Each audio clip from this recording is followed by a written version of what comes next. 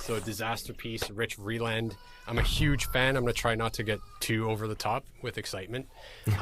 But I'm very, very, very, very excited to talk with you about this stuff. Many of your compositions have made lasting impacts on me. And yeah, huge admirer of your work. And so, yeah, very, very excited to dive deep. And yeah, we discussed a little bit earlier around some of your compositions and your headspace around them. So I want to unpack that because I feel as though you have a very good ear and intuition for creating a moment in music that relates to the medium, as well as just in general, like the dynamics of a composition. And how I term it is leaving an emotional impact on the listener, being probably the spearhead of what I think is most important in music. So yeah, like just with that, I would love to know, like, how have you kind of gotten to the place to develop this intuition with how you compose music and how you approach the art and craft?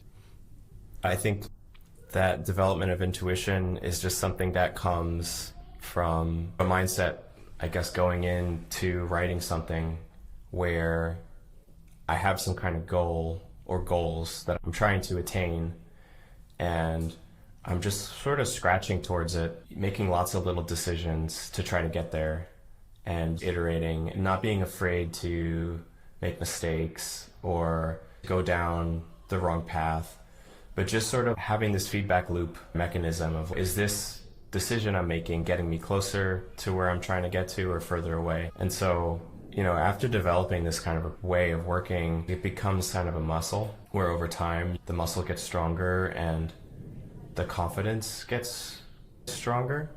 But I will say that I think even in the beginning, there were definitely times where I wasn't happy with what I was doing. And I did have to learn how to wrestle with that, wrestle with the feeling that you're knee deep in some piece of music or something that you don't think is any good. And you're like, well, what do I do now? You know, you're like, I've sunk all this time into this thing. And, you know, it took me time to figure out how you deal with that kind of situation. I think nowadays I'm more comfortable just scrapping it and starting over. But again, it's an intuitive decision because sometimes you just need to weather the storm. Like you're just in this kind of bad stage of development of a piece of music and you just need to like get through it. Sometimes that's like putting lipstick on a pig. You just keep trying stuff. Or you take a break if you can. You take a break and you come back to it, listen to it with fresh ears, and new things come up. And that's another thing that's become a big part of my process is a critical listening phase where I try to take music to a certain point. I give myself a target, like there's sort of the first pass of something. I'll work on something for a bit and then I'll bounce it out, render it, and then I will try to create some space from it, and then I'll just listen to it. A lot of times I listen to it in the car these days. I'll have ideas, like listening back to it, like things will stick out to me. Like I wish the piece kept going at this stage, or this section needs something, like this section's kind of boring, or you know, maybe there's like a sound issue. I'll just take notes, listen to it and take notes. I've gotten to a point where I can listen to it one time and I might have 8 or 10 notes. Those are actionable things that I can go back and do. So now I have structure. I've given myself a structure of like how to approach working on this piece of music and making it better. And so then I just go through it like a to-do list, like, okay, you know, I'm gonna look at this section, I'm gonna look at that section. And definitely works for, I guess, the later stage of making something, because there's still the preliminary stage where I need to make something substantial enough that I could like actually, you know, render right. Want to listen back to it. Something to work with, yeah. Yeah, please. So that's a whole other thing that maybe we could get into, but there's a lot there, and it's very cool to hear you talk about that. I have some of my inclinations as to what I think might be operating principles within the creative process, but I'm very hesitant to make any claims because I know everyone's different, but there are things that tend to come up, which I'd love to touch on farther. So I have a few things, but the first one I want to talk on is this thing you almost called like the intuition muscle, which was interesting, and like the ability to make these quick decisions and be okay with the unknown of if it's going closer or farther away. And I want to dig a little deeper into that, where you said that having some sort of vision or something in your head was quite important to help you be a compass as to your trial and error so that you know if you're going in a direction or not. Like without that, it can be difficult. But I'm curious about the solidity of that vision, and in your approximation, how often is it like a crystal clear vision that is quite defined, that you know what you're working towards, versus the other side of the spectrum would be the vision kind of emerges and changes in the process. And I'd be curious to know, where in the spectrum do you bounce around, or what do you notice in terms of the vision that you're calibrated towards? Yeah, I think there's always an initial phase where the vision is not there and it's emerging. Sometimes that's happening as you're actually like sitting down and trying to write it. Other times it comes to me beforehand. I might be thinking about what I'm going to do, almost like visualization, just thinking about what sort of vibe or how I would imagine this to feel. Then I have this sort of like abstract kind of like sense-making thing in my brain or in my gut. When I go in to make music, I can throw it at that blob thing that's floating around inside of me that like I've created. It's basically like a critic, right? I've created like a custom critic for this project, right? That like has certain tastes, certain intentions and things, and then I can do stuff and I throw it at the critic and be like, am I going in the right direction or am I moving away from it? It becomes sort of like a North Star for like everything that I'm doing. And sometimes that North Star is very strong and it doesn't take a lot to get there. Other times it takes a lot more to figure out what that North Star is. It might take a lot of trial and error, like on the page, writing stuff, or sometimes I spend time at the piano trying to figure it out. I'll improvise and try to sketch out chord progressions and little melodies and things, which I may not ever use, but they're part of my creative process for figuring out what the tonality of something is, or if a project is more focused on sound design. Some styles of music are more sound design oriented than, you know, the harmony is going to matter less. Then I might do more of that in the DAW sound gathering kind of stuff. There's a lot of different ways you can slice it up as far as how you get started. I actually just gave a talk about this like in the fall about concepting, like just about concepting and how you actually get into it, because there's a lot of different ways that you can, and it's a really fun like time of a project when you haven't created anything yet, so you kind of free to explore a lot of different things, and so that can be really inspiring and, you know, exciting. Yeah, like I think there's that abstract blob within us connected to our hearts and minds, or whatever you want to call it, I think is really important, because if I zoom out, and this is my perspective, like what music does, it creates an experience, right? It creates an internal state for various reasons, and like for whatever, if it's like for film, if it's just a listening experience, whatever. But I feel as though if you have a strong North Star or a feeling, it's almost like approximating what that internal experience wants to be first, so that as you're discovering things, you can kind of calibrate it towards this, what I'm feeling this thing could be, as that measurement to ultimately get there, right? To hopefully make something that approximates this internal state, which, like that's pretty magical. And to varying degrees too, like you said, like sometimes it's really solid and you're like, I know exactly like the vibe this needs. And then sometimes it might be more ethereal, or like it's kind of just a leaning towards something, but it's still unknown, and therefore it might take more trial and error. But I think that's totally normal. And yeah, like also curious about, I want to move on to this fresh ears thing. I think this is extremely important, especially with people in today's age where we tend to be one person doing what a team of people used to do, right? You're like the artist, the composer, producing the work, and even mixing and mastering it, and then promoting it or communicating with clients, the whole 9 yards. And I feel that one of the biggest things that get in the way of people is the lack of objectivity, over listening to something and losing sight as to what the bigger picture might be, getting lost in the sauce. I feel as though what you do, like intuitively, where you kind of just like, you're not too concerned about the first draft within reason. Like it's the general idea of this thing. So that's like a piece of marble that you can sculpt away at later. It's nice to have a piece of marble if you're going to be sculpting. You listen to it outside the studio and you make your notes after not listening to it 1,000 times. I'd be curious to know, like, what do you think, like, in your experience, gets in the way of that objectivity? Or, like, have you ever caught yourself being, like, way too in something and notice a breakthrough once you got some space? Yeah, absolutely. I think when I was younger and had the time, I would obsess more over the work that I was making, and I would spend too much time trying to improve it in a row, like chronologically. You know, I would sit in front of my computer for way too many hours trying to improve something when there's a lot of reasons why you shouldn't do it. And I found that actually part of it was out of necessity. You know, I have a family now and other responsibilities, and I can't sit in front of my computer for 12 hours straight. It's very rare that I do that anymore, unless it's absolutely, I have just no other choice. So, you know, I have developed a habit of getting in and getting out and just really trying to, like, be laser focused on what I'm doing. And the science supports that. As far as what we're capable of doing effectively, like, most people can't concentrate deeply for more than like 90 minutes at a time. So after that point, you should be getting up and taking a break.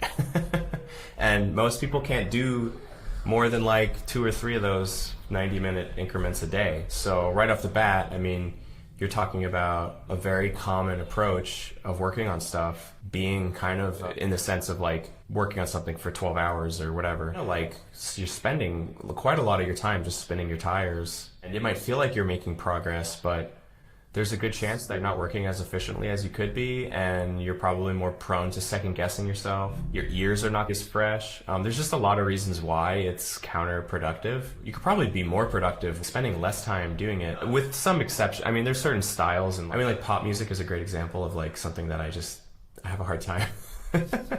Like, you know, because people spend like a year working on a song, and I guess if you spread it out, and you could really get into the nitpicky details of something, like, you know, those people tend to. But I found that I can get a lot done slicing away at it in 90-minute increments, and taking my music in the car and listening to it when I'm not working. As far as the marble metaphor of starting with something vague and narrowing it down. In the beginning, it's important to not be overly precious about what you're doing and to be curious. You're just kind of exploring, throwing stuff and seeing what sticks. And part of that intuition is develop ability to tell when something you're making has the potential to be good. Just because it's not good now doesn't mean it couldn't be good. And so it's kind of like cooking, like, you know, are these the good ingredients? Are these going to make something interesting down the line? Because right now I might have this one sample that's kind of cool, and I just looped it for like 64 bars or whatever. And I'm just trying to figure out what to do. Like, what do I throw up against this thing to make it interesting? But obviously at the end of the day, I'm not going to, like, deliver something that's just 64 bars of a looping sample, and there's probably going to find ways to, like, play with it a little bit. So I think that's a good metaphor. It's sort of painting with broad strokes, and then you kind of get in there and start to whittle away at it and refine it. Try not to get bogged down too early with getting hyper focused on things, which is another thing that I had to learn. Like, because there were many times where I would fixate on, say, like 4 bars, like the first 4 bars, like, oh, I had this really cool sound. And I before I know it, I've spent like 20 hours making these 4 bars sound really cool. And it's like, now I have to write more bars. How do I take this level of fidelity and carry it forward? It's like, well, you can't. Yeah.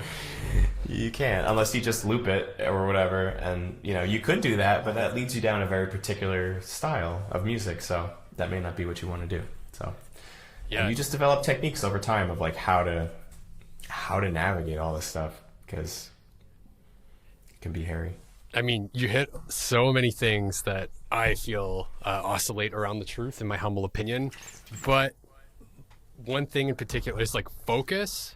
And so, like, having focus in a session of, like, you know what you're doing, right? And you have a very specific context of thinking, which avoids the context switching a lot of people do, which, for example, if you're refining a 4-bar loop and really going into the details, like that's an inherently convergent process. It's like you're trying to perfect this one thing, which is like you're going towards a solution versus a divergent exploratory and like discovery. So a lot of people will go back and forth with that many times, and that's hard on your brain in terms of operating power. And then again, like I hear in some conversations with people, either they will make the excuse of not getting in the studio because they don't have 8 hours a day, or they need more time in the studio. But I would highly disagree with that, similar to what you said, where if somebody's spending that much time in the studio, I would question if it's actually meaningful changes. And like, at what point is it diminishing returns? And it also has this baked in belief that the more hard work and time you invest in something equals better quality, which can be true, but not necessarily true. Like sometimes you don't need to be like, so militant about things for it to be amazing and beautiful. And there's countless song examples that have happened quickly that weren't painstakingly like orchestrated to be a really beautiful and moving piece of music. One thing you mentioned I really want to dial in on, because I think it's important, the ability to hear something, like almost the production ear of like, let's say you hear the super rough cut that's really rough around the edges. It's very broad in terms of broad strokes, and being able to hear past it or to see the potential in it, like see the musical DNA and the seed of the thing, and be like, I see that there's potential here. The reason I ask is a lot of people, they have trouble hearing past like a rough demo or like something that's not there. So I'm curious, like how you've kind of developed, or what you think goes into the developing of hearing potential, seeing potential in something. Yeah, I think it's hard. I mean, I would say my own tendency, which is a bit of a weakness, I guess, is to fixate on elements that I think are interesting by themselves, which is not always it's not always the path that's going to get you to the finish line in the best way. You could have a lot of really interesting elements, but that doesn't necessarily mean that they will all work out together. Sometimes you could have something really simple, some of my favorite music and things.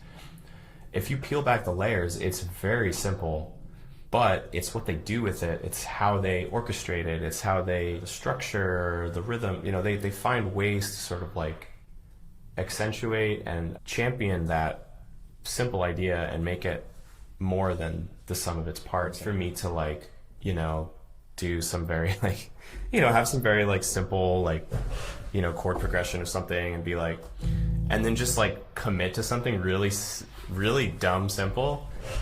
But I know, like, because I've heard it before, you could start with something like that, super basic, and you could find a way to make it really interesting. So I think a lot of it is just like what, at least for me, it's always been following the thing that was exciting or inspiring.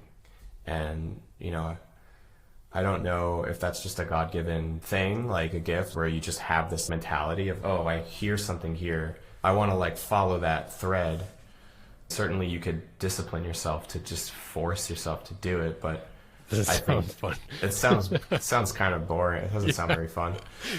For me, it's always just been like, oh, you know, there's something there and I want to explore that further and figure out what makes that interesting. So it becomes more of a question of like, okay, are we leading with harmony? Have I figured out some interesting thing that I want to mess around with? Like, there's a sub 5 kind of 2/5 thing that I came up with a sub point, which is just, instead of a 5 chord, it's a flat 2 sharp 9. And so it's kind of like, I don't know, just very, you know, whatever the chord progression is, some basic thing.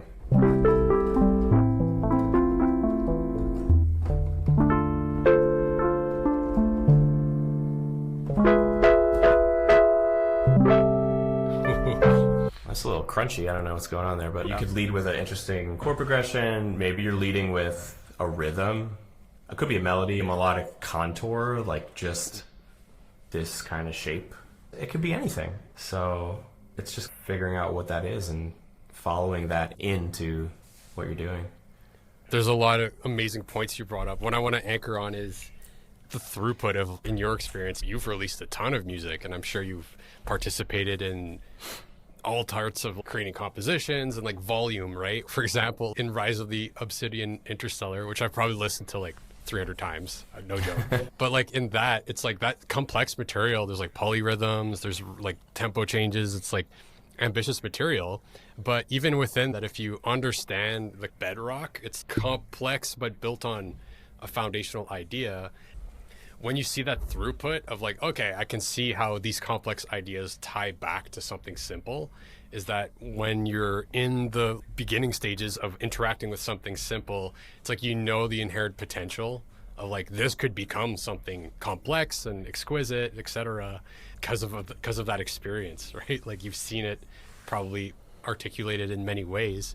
But I wanted to dive a little deeper on this idea of like, almost, dare I call it taste, when something excites you, or like you hear something that you want to explore farther.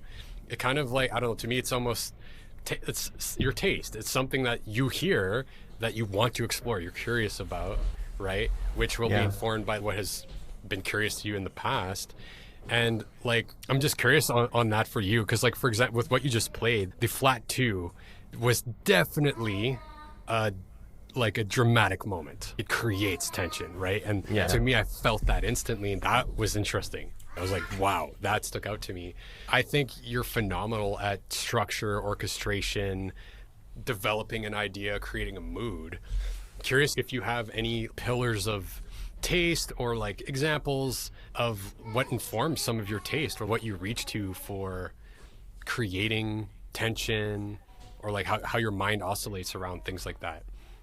Yeah, I think that I've always taken like kind of a collector's approach to this kind of stuff. Like, from the time I was pretty young and just getting into making music, like my teenage years, I think had an ability to identify elements, things, little tidbits of musical information that stood out to me in some way. Like, I want to know what that is. Like, what is that? What are they doing right there? Like, why does that sound the way it sounds? What makes that so cool?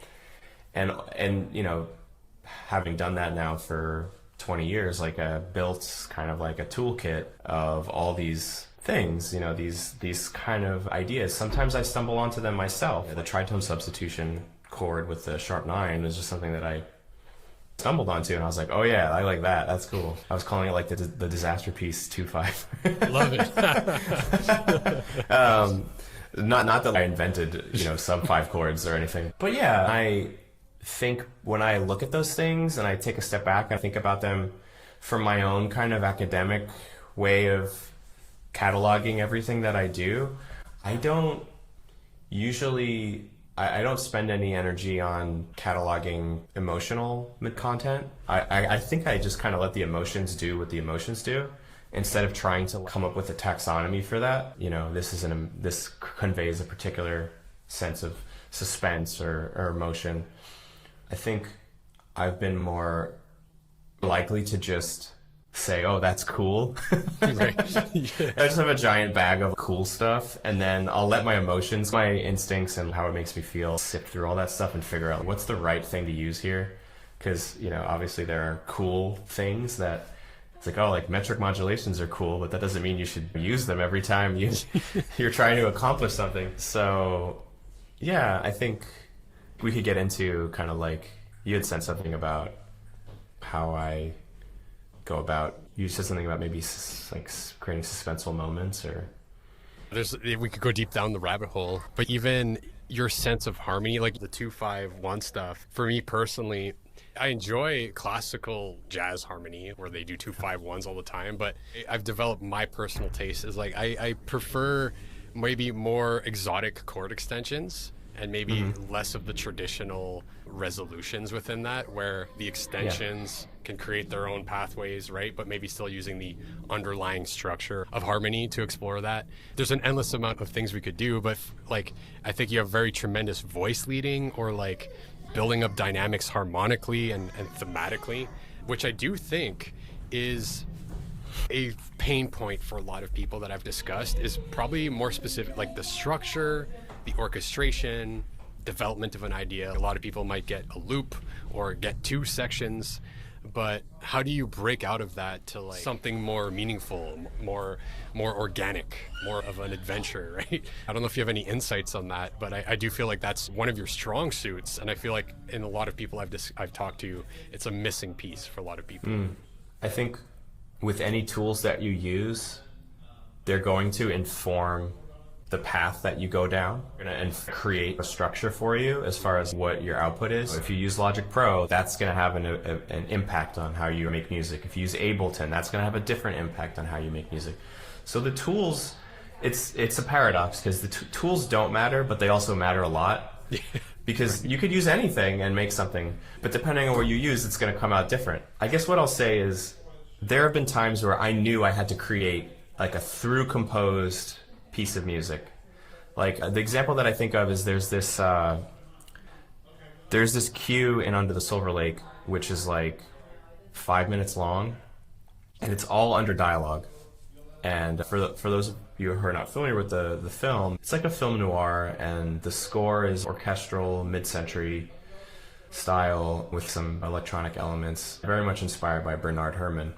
So it's a lot of chromatic voice leading and weird, it's kind of the stuff you're talking about, like a lot of exotic chords. When I think about my tendency, if I'm just gonna sit down and try to make something in one fell swoop, it's gonna be simple because I don't have the mental capacity to write a John Williams overture suite or something. It's especially not to kind of like wing it. So when I know that I have to write 5 minutes of music, it has to be interesting, it has to have all these sections and moments that are under dialogue, which is for mid-century, that style. It's a lot of these like curious kind of passages, like quizzical, that's just kind of going places without drawing too much attention. So knowing that, one technique that I've developed over the years is to completely separate production and composition, kind of, just kind of treat it. In some ways, it's kind of like hearkening back maybe to, how composition was always done, which was just on an instrument. So I would I'd sit down and start playing stuff and doing some voice leading, editing voice leading and stuff with like a electric piano instrument. And I would just write something for the entire scene, like 5 minutes of electric piano that goes in different places. Just create some sort of like structure that sounds interesting. And when you are only focusing on composition, it's freeing because you don't have to, I'm not even thinking about arrangement yet. Like I'm just thinking about how can I make this instrument, which is clearly not the right instrument for this scene, how can I make it sound as good as possible? So I mean, I guess maybe it's not fair to say that I'm not thinking about orchestration at all. I am thinking about it a little bit. I'm thinking about different lines that are moving, and I'm going to put those on brass and woodwinds and stuff like that. But just having that freedom to not be worrying about production decisions and instrumentation decisions allows me to write in a very different style than I would if, I'm loading up a break and I'm just like, I'm loading up a break and I'm just going to play some bass over it. Like that's going to send me in a very different direction than sitting down and just literally composing with one instrument an entire piece of music and then putting all the orchestration into it. So that's just one example, because it's really hard to get deep into production early and then having not finished composing like the piece. To try to do those at the same time is really hard. And you're gonna have to cut corners somewhere. There have been times where I've done pieces like that, but I was using like a handful of it was very few instruments. Then I would circle back around and flesh it out, because you have to come to terms with the limitations we all have. We can only do so much in the moment, and we find ways to get around that. The asynchronous ability of working on this stuff, you can circle back around and add more stuff and make it more impressive than it was the first time. Yeah, no, I think that there's a lot there, like the inherent limitations of working with one instrument and the focus, like in that example, 5 minutes of dialogue where you have like some prompts, and we'll get into that because I think it connects, but you have like a specific okay, it's 5 minutes, it's this kind of music, this style, this vibe, and it can't be too pulling for attention, but interesting enough. And it's like you're thinking about structuring a 5-minute something. Like that's the focus instead of a loop, or instead of I'm going to orchestrate these 4 parts to work together, right? It's like the focus is on that. And then from there, it's so much easier to, even if you just have this long, meandering and exploratory piano piece, you could always add drums, you could add strings, you could reinterpret it and really turn it into anything, but from that foundation. But stemming from that, really curious about this because I think it ties into like a good tip, or at least a principle for being prolific, because objectively I think you're quite prolific as an artist. Like you have a lot of stuff published. In the example that you just shared, inherent to that we talked about earlier is a prompt, some sort of inherent direction, right? Yeah. So I would love if you could talk a little bit about what you think the importance of a prompt is for composition, and like has it contributed to helping be more prolific and get more done with prompts? Or like how do you think about that? Yeah, there's no question. I mean, prompts are so important. I think what's so nice about doing soundtracks and commission-based work is that oftentimes the prompt is built in. Like there's some kind of prompt just staring you in the face, and it's kind of hard to avoid. So that gives you the structure that I think you need to really make something interesting that has something to say. That's not just like a bunch of meandering whatever. I think that, you know, even in the cases where I was just writing music for myself, I had to find some kind of concept in that in order to continue making it, especially if I'm trying to do an album. There has to be some kind of prompt, some kind of concept, and it doesn't have to be premeditated. It could be something that you figure out as you go. Like an example I'll give is I have a lot of music that's just tracks that I wrote. Maybe I wrote a song for a game, or I did a remix, or just like one-off pieces of music that have no home. And periodically I'm trying to figure out, okay, I want to release this music. How am I going to do that? And so I'll try to put together some kind of album that has these songs on it. You know, you could just grab a bunch of songs and put them on an album and call it a day. But I find it way more interesting to try to create a concept out of that music.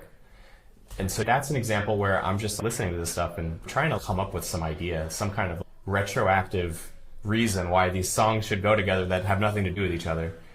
I recently put out an album called B-Sides, B Dies, which is a lot of music that I wrote for films, TV, theater, and largely unused material. Basically, I've had these collections, like 5-6 tracks from this project and 3 or 4 tracks from this project. And, you know, I just kind of came up with a concept of like, I'm going to put all this music together that all has sort of a dark kind of quality to it. Like it's all, you know, it's music from like things that have like a thriller bent or psychological bent or whatever, and just find a way to make all that stuff work together. It ended up being a really interesting kind of exercise, figuring out how to make this stuff connect. And so I took a lot of time to figure out how to sequence these things together and figure out which songs to add, which ones to remove, to create this sort of like sense of a journey, like this sort of journey through this strange universe where there's variety, but still some sense of consistency throughout it. You need some sort of like idea in mind of like, you know, what am I actually trying to accomplish with this? Sometimes also being able to pivot in order to roll with what you actually have, like say, okay, this was kind of my idea, but the material I have doesn't really support this idea. So I'm going to do what the material supports. I'm going to change the prompt. I'm going to change it as I go because this will be more effective. I will be able to do a more effective job at fulfilling this prompt. I think it just makes what you're doing more cohesive when you have some sort of goal, some sort of prompt, concept, whatever you want to call it. 100%. I also think it's hugely helpful as a frame of reference for decision making, right? An album as an idea by itself is a good prompt because, like, my view of the creative process zoomed out is just a series of decisions, ultimately. If you don't have anything to help you make decisions, it's so much harder versus like, oh, this album or this concept vision. It's like, at least you have something to make decisions against, versus if you don't, it's so hard to do that on the fly. That's really interesting. And I think that what you were talking about towards the end there, in terms of, okay, you have this vision, you have this concept, but you're looking at the material, you're listening to the material, and you're like, maybe it's got to go this direction because this is kind of what the music wants to do. I'd love to explore that a little bit more, this idea of listening to the music, which is a crazy idea, right? Listening to what the music wants to do. In contrast, because sometimes it aligns with the music and your mind are aligned. And sometimes you're over here and you're noticing, like, I feel like this is wanting to go this direction. And being okay with that, being like, oh, that idea can fly, or something else will fit this tangent I was on. Yeah, so I'd love to know, like, where's that line? And there's no easy answer, just your interpretation on it. Where's this line of listening to what the music wants to do, or listening to what naturally comes through you, and then contrasted with this idealized state of where you want your music to go? Yeah, it's interesting. It definitely depends on the situation, right? Because if you're doing a commission, if you're doing a soundtrack, if you're doing music for something, that thing that you're doing music for has immutable properties. I guess it's possible that it could change, right? Because, you know, films, it has games, parameters. Those things change. But from your perspective as the composer, you know, there's a decent chance that they're not going to change that much. And so it behooves you to kind of like focus on making the music meet that target, meet that prompt. So those are situations where oftentimes you're not going to be able to change what the prompt is, because it's kind of an immutable characteristic that you're not in control of. You could certainly change your angle, like that you approach that. You can come up with a different way to reach that, reach that goal. And that's maybe a different thing to talk about. But you know, the thing that I'm talking about where you're pivoting, you're like, I'm going to change the entire prompt. Like, I'm going to change the goal because the music is not reaching the goal that I'm like, I really wanted to make this concept album about this thing, but all the music I'm writing is about this other thing. And so I'm just going to do that. I mean, that's a really, a lot of documentaries get made that way because people go somewhere, into a field, wherever they are, right, and they have some idea, some notion about like, I'm going to make this kind of film. And then they take a bunch of footage. They meet people, they uncover these like weird stories, and they're like, well, actually, this should be the movie. That happens a lot. I mean, that's a perfect example of like you're following the natural course of like what the work is telling you that it needs to be. Sometimes you don't have that privilege to make that decision. You could play with how you're approaching it, but it's not going to be the same. One thing I will say is that like pretty much every project I do, I try to have some kind of agenda going in, even though it's a soundtrack or someone else's project that they're asking me to work on, and it has certain goals, the things that I need to accomplish for it. Those are paramount, those are very important, but I still bring my own set of personal goals, like what I want to accomplish with the music. There might be things that I want to do that other people are not going to notice or care about, but they matter to me. They're part of what makes the project interesting for me. Having these side quests Ooh, dude. that are like built into the project. And that's an emergent phenomenon live. This idea of like, here's my perception of that. Within the work, or like completing something, even if it's like for a client or a project or whatever it may be, that, okay, there's parameters to that. Like you have to do X amount of material and etc. But in any project, music related, performance related, you name it, I really think it's a fundamental human driver and artistic driver for artists to level up, to explore new territory. You have this pull, right? Like this artistic pull that I really want to like sharpen this or explore this direction. That's really cool. Like I've never explored that before. And being conscious. I don't think many people are conscious of what that interface is in work, which I think is so important. Like for me, like right now in the material I'm working, I'm really trying to focus on live instrumentation being the sheet music, right? So like using loops, using push, and Ableton's ability to be a performable instrument as the bedrock, and then trying to sharpen the saw of being able to like thread a melody line or improvise over chord changes, which is new territory for me, but I'm very clear about that. That's the side quest I'm on while trying to make this music. Yeah. So I'm just curious, what are you interested right now? What are your side quests musically? I think some of the things that I've been interested in lately, some of them are logistical, like getting a new plugin. I really want to use this plugin. So I'm going to find a way to use it on this project, even though maybe it doesn't make a lot of sense, but I'll figure out a way. Because I just want to, like, I got this thing, and I have to say that I'm guilty from time to time of buying plugins that I don't need right away. I don't have any particular use case for. Just, that's cool. To be fair, that is kind of a part of my whole shtick with my career in general, has always been just follow what seems cool. So it's not completely devoid of merit. I'm working on a game right now where I went through a phase doing a bunch of DSP. I was experimenting with building my own plugins, but I was doing them in Unity because that was the easiest way I could think of to do it. It allowed me to prototype dozens of plugins really quickly. But for the purposes of actually making music, it's kind of sucks. I'm not going to throw stems, play audio live into Unity and record it. There's one particular plugin that I want to use on this game. We got it ported for Fmod middleware so that we could use it in the engine, but I also want to use it in the actual compositions. Okay. So I'm planning to basically make a C++ version of this plugin, which probably won't be the most fun, but that is a definite side quest. I wouldn't say it's a necessity, and it's a particular, this plugin, so it's a retro styled video game, it's pixel art. Cool. The music is going to be kind of like, it's going to be like Sound Blaster. So like early 90s, 2 operator FM. Fun. Kind of music.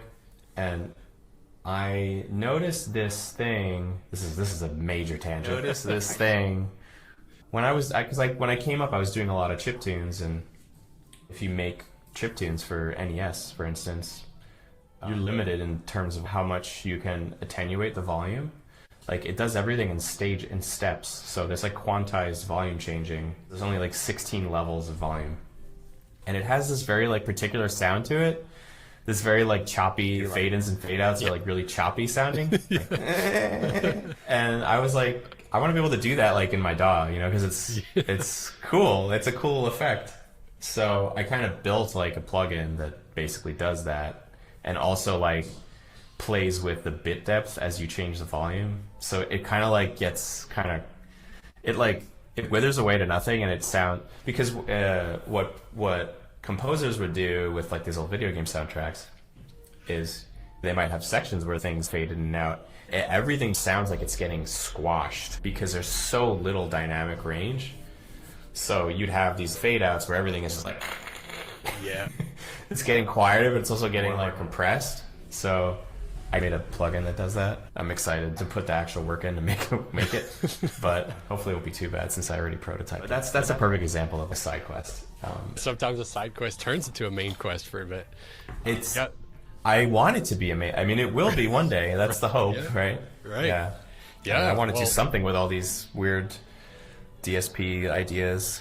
That's really cool, because I think building a plugin or an engine or whatever it is cool, because it's like it translates to other people, where someone like I could pop it in potentially and use it, right? Which is super cool, because now you're creating tools which, as we talked earlier, like can inform decision making. So you're in this cool way interacting and collaborating with people's decision making, right? That's one specific idea of the bit depth getting crushed and the volume going down, and like it just gets compressed, and like adding delay or reverb and really decking it out has probably happened a few times in some of your compositions. I remember I saw a video of yours where you were making this talk about like some of the tools you developed earlier.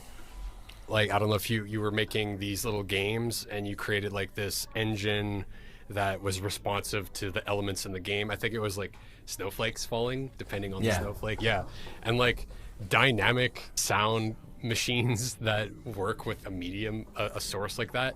It's almost like bringing gaming and music making together, where like a lot of your experience has been like, you know, like making music for the video game, which is this established thing, but it's like in the process of making music, and like so like some of the tools I look at, like this push or whatever, it's like it borderline like gamifies some of the process, right?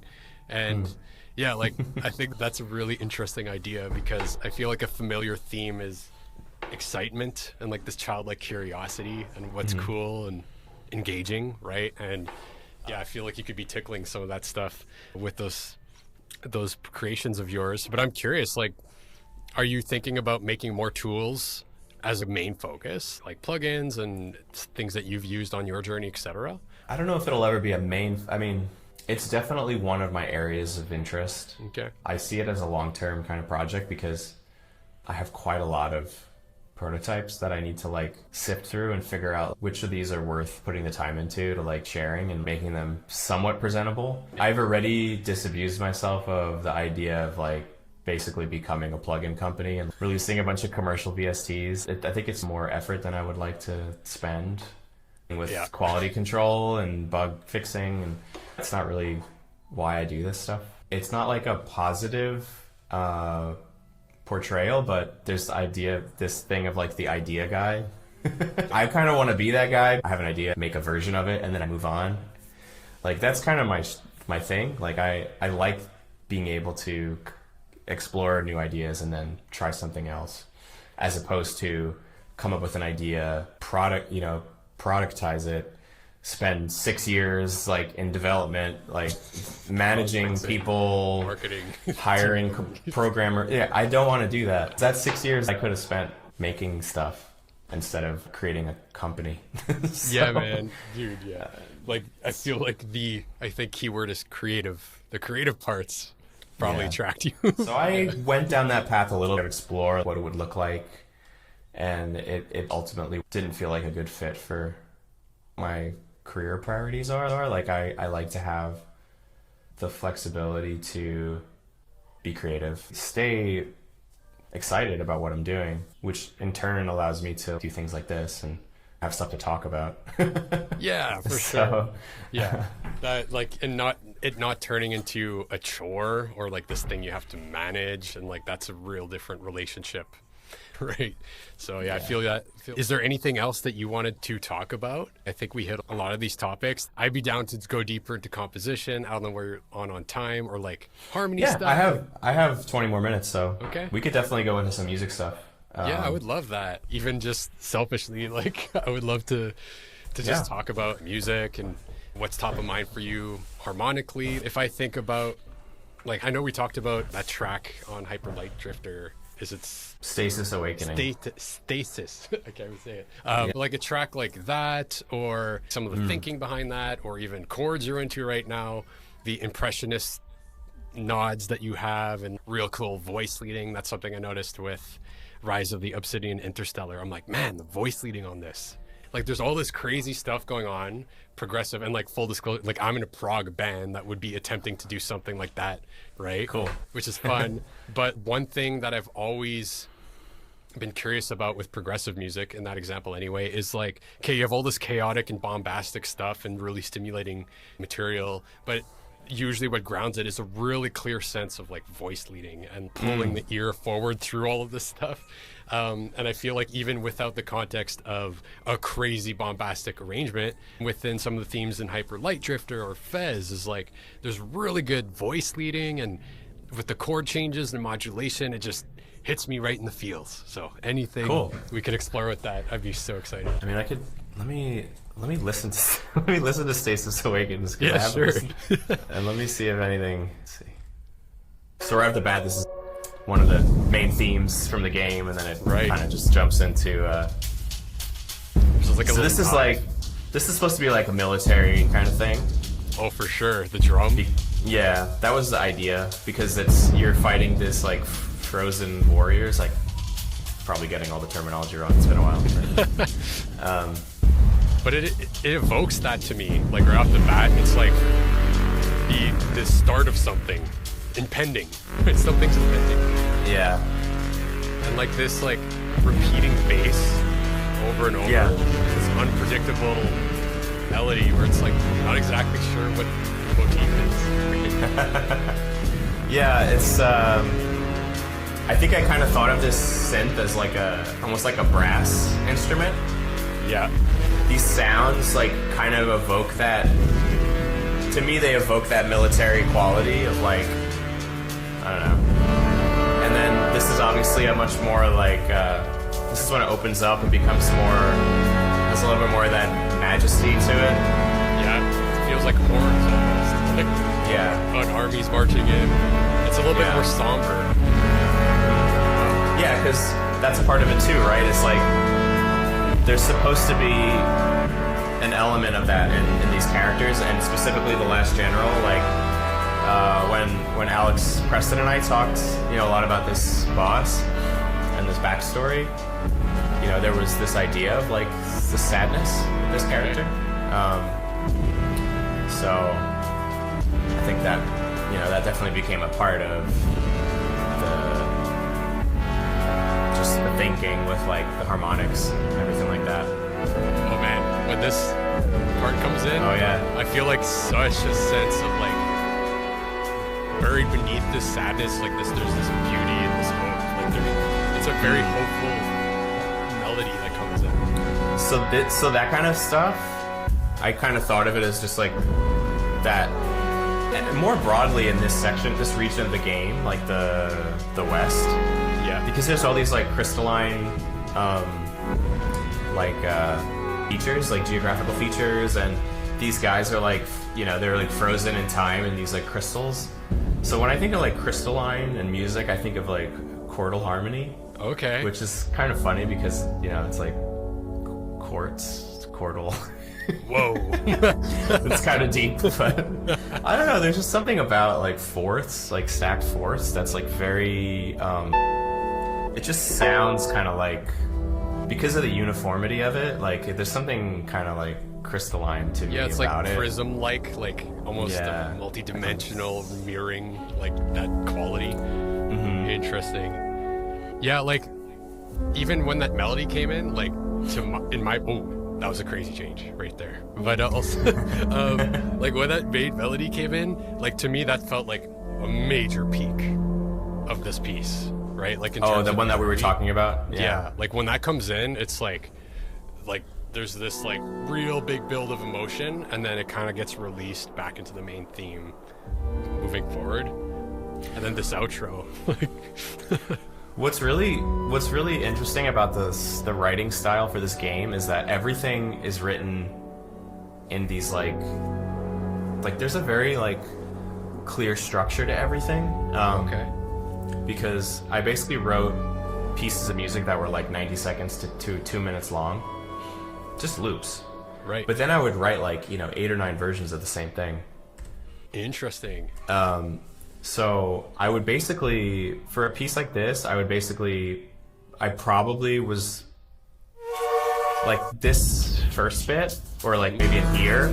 This is probably the first one that I wrote, right? Where it's like, okay, I'm creating like a structure that has has a rigidity to it, right? And then I'm gonna make variations of this piece, like where it gets a little bit more intense, less intense. There's a version with no percussion where I keep the same time, but it feels a lot more rubato because it's just pads, and I can flub the timing a little bit and get away with it because the music system in this game, like all these layers, it's basically crossfading between them. It's picking, depending on context, it's gonna, we're gonna have the part that's like mostly just percussion, or then we're gonna bring in the more instruments when you start to like fight more of these warrior guys.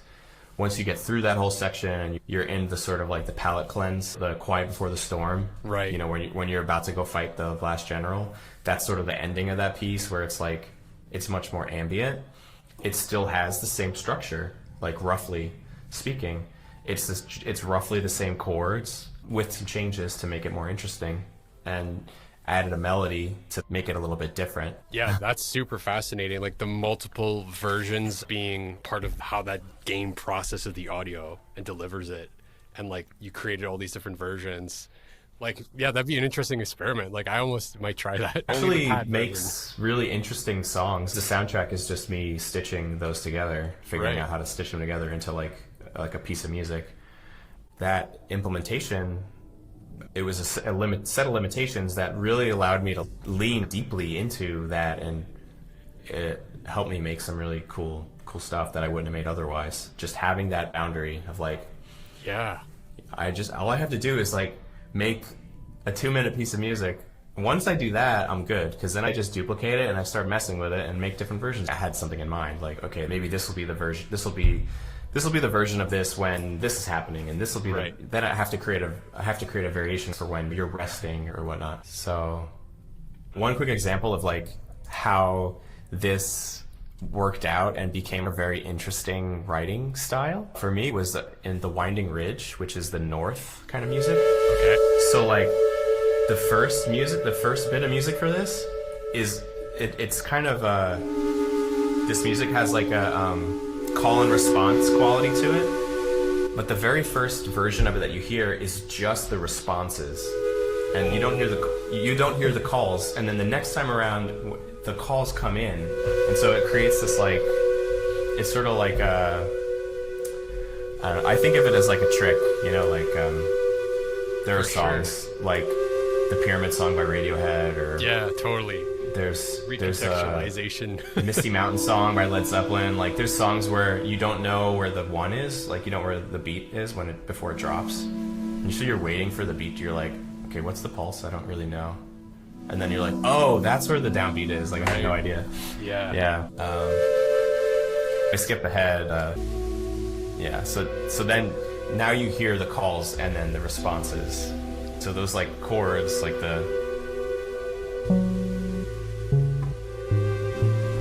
so that's the calls, and then there's these like fluttery things. Those are the responses. So I don't know. I thought that was cool. No, that's really cool. Like, yeah, it's unreal. Like having these different things that, like, when you flesh all this out, and then you're like, I'm actually just gonna do the calls, and then introduce the responses later. Like that's like a dynamic move that couldn't have happened without knowing the calls. Like, you know what I mean? Like, without working out the call and response, you can't just and it's something that you wouldn't do if you weren't writing in this really weird way of like writing. You're like, I'm gonna write the exact same thing 10 times, you know? That's so interesting. Like, and like inherently you're gonna have probably extremes of dynamics, like in both ways, like intense and leaning forward and on the grid, and like more off and loose, and combined together it creates a real experience, right? Because it really just harkens back into that idea that we were talking about with the tools really informing like what you do, because this limitation is basically just, you could think of it as a tool. It's because it's like, here's, you know, your tools have limitations, but you can also create your own limitations on top of that, which is kind of where the prompts come in. And you know, maybe if you're working on a game, there's technical limitations that you have to keep in mind. And all of those things just continue to make your possibility space smaller and smaller. And that's a good thing. Yeah. That's not a bad thing. Right? Yeah. Like, I harp on that so much. I'm like, limitations are good. Like, the right limitations are amazing if they're in line with what you would like to do. Yeah. Wow. I'm curious. Well, I still got you for a few minutes. Like, curious, like, what we would think about, like, something that I'm always interested in exploring is kind of what 8-Bit talks about in his analysis of your music, is like the modal interchange, or like the recontextualizing of maybe one tone or two tones, with you're putting a chord underneath and then a different chord underneath where maybe the bass changes, or you have a different extension where you're like, wow, like this is a whole different perspective on that very familiar thing. Curious, like, what, like, could you give me a quick pathway into that, exploring that? Yeah, sure. So, I mean, that's something that I really got into.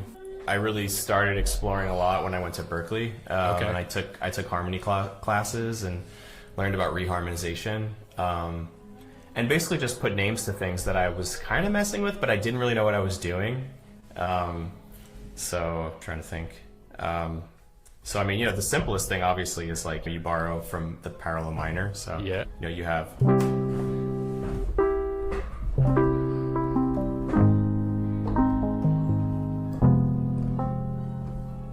or whatever. So instead of playing like you're gonna play this one, which is from the parallel minor. Yeah. Instead of playing 5 major, you might play 5 minor, etc. I think the simplest way is to play it with the right chords and then to try to break it in interesting ways.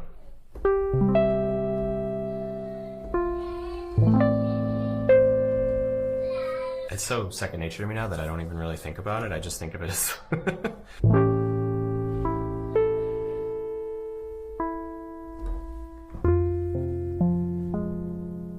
Ooh. So instead, you could set yourself up like you're in the key of C and you're playing all like just diatonic, and you're going like, I don't know, you're going somewhere that you would normally go. Let's see.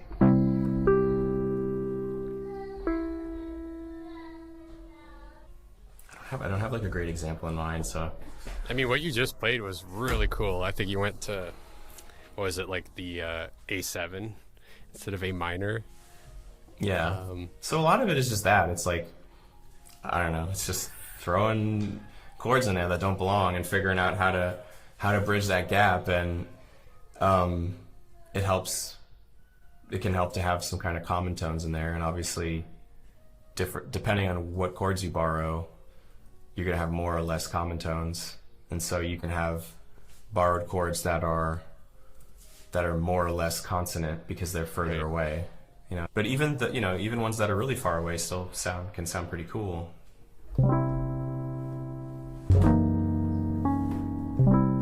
Yeah. I mean, that's pretty far, but I'm trying to think of how to convey this in a way that's useful. No, I think a good first step is like, whatever, like knowing your chord progressions in major and minor keys and jumping between those. That's cool. I think you're right. Like, take a simple chord progression, like a 1 6 2 5, and then just mess with it. See how you can mess with it. And then just find a different way to play it. Like,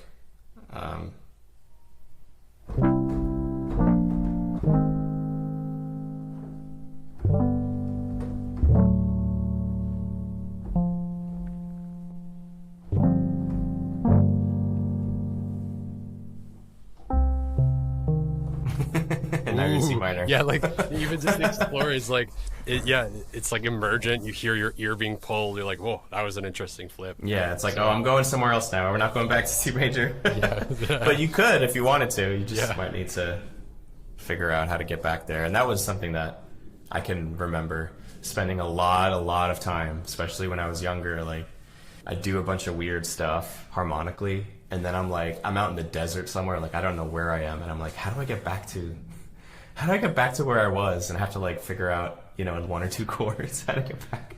That's cool. Especially when you're making loops for if you're making loops for a game or something. So that's really insightful. It's like exploratory, playing around, and then thinking about how do you thread back to where we were if you're going super far, which is an interesting, again, constraint. Interesting problem to solve. And that's a whole, you could talk about that for a long time. There's plenty of techniques for doing things like that. Yeah, that could be its own conversation, like its own deep dive. Sick, man. Well, dude, like, this has been amazing, incredible, super fun. I got a ton of ideas, and I'm super charged up. Thanks again for making the time.